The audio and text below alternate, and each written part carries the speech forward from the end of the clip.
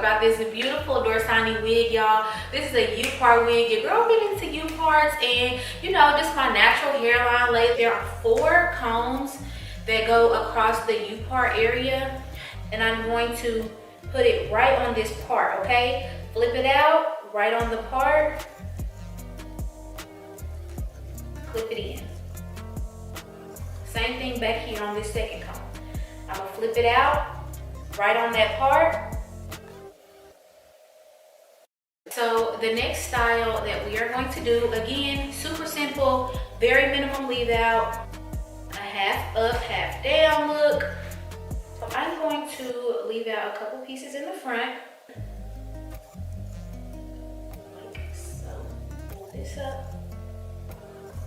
You want it to line up. Now we're gonna go on the other side and do the same thing. Again, this should be laying as flat and as snug as possible. Okay, so for this next hairstyle, I am going to go ahead, I'm gonna part my hair down the middle. Now I wanna do as least blending as possible with this wig.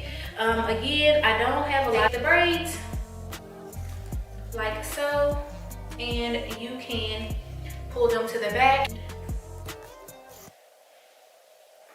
For this next style, we're going to separate the wig about from, it doesn't necessarily have to be from ear to ear, but it can be, okay? And now we are going to connect these 2 rubber band.